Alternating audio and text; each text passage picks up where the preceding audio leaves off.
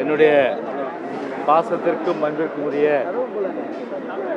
பழகுவதற்கு ஒரு நல்ல சகோதரராக, ஒரு பண்பாளராக, எப்போதுமே ஒரு இன்முகத்தோடு புன்சிரிப்போடு இருக்கக்கூடிய ஒரு நகைச்சுவை உணர்வு கொண்ட ஒரு சிறந்த ஒரு மாமனிதர் என்று சொல்லக்கூடிய எனது அன்பிற்கும் பாசத்துக்குரிய சகோதரர், திரைப்பட வசனகர்த்தா, டைரக்டர், அதே போன்று திரைக்கதை, இப்படி பல்வேறு வகைகளிலே தனக்கென்று ஒரு முத்திரை பதித்தவர் என்னுடைய அன்பு சகோதரர் திரு பாக்கியராஜ் அவர்கள்.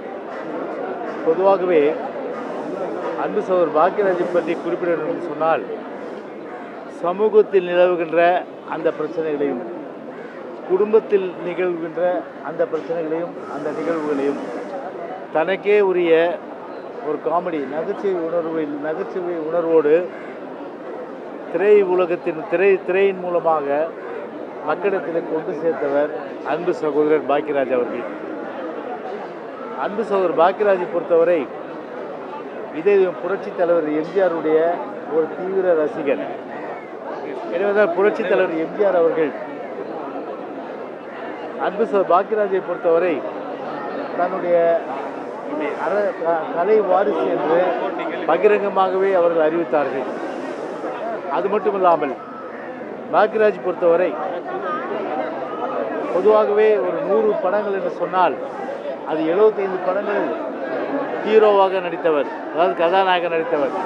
25 படங்கள் வெவ்வேறு வகையிலே அவருடைய வசனங்கள் இன்றைக்கும் ஒரு நகைச்சுவை உணர்வோடு சிந்திக்கக்கூடிய வகையில் இருக்கின்ற அளவிற்கு இருந்தவர்.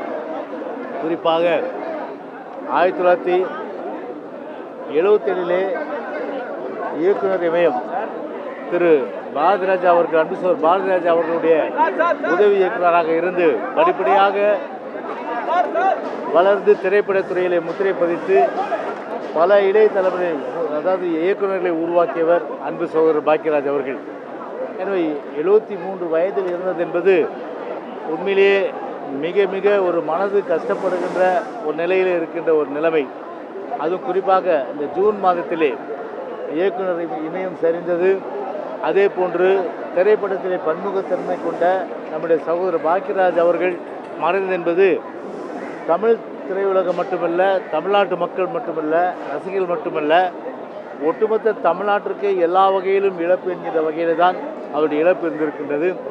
73 வயது என்று சொல்லும்போது இன்னும் அவர் 20 ஆண்டுகள் வயது முதிர்ந்து இறப்பது என்பது அது ஏற்கக்கூடியது. ஏன்னால் இயற்கை அது அனுமதித்த ஒன்று. ஆனால் 73 வயது என்று சொல்லும்போது மனம் ஏற்க மறுக்கின்ற ஒரு சூழ்நிலையில் அவர் இன்னும் ஒரு 20 ஆண்டுகள் வாழ்ந்திருந்தால் தமிழ்நாட்டிற்கு எத்தனையோ படைப்புகள் நிச்சயமாக திரு பாக்கியராஜ் மூலமாக நமக்கு கிடைத்திருக்கும். ஆனால் அந்த வாய்ப்பை காலம் பறித்து விட்டது. எனவே பாக்கியராஜ் இழந்து வாடும் அவரது குடும்பத்தினருக்கும், ரசிகர்களுக்கும், அதே போன்று தமிழ் திரையுலகத்திற்கும் எங்களுடைய ஆழ்ந்த இரங்கல்களை நாங்கள் இந்த நேரத்தில் தெரிவித்துக் கொள்கின்றோம். நன்றி, வணக்கம்.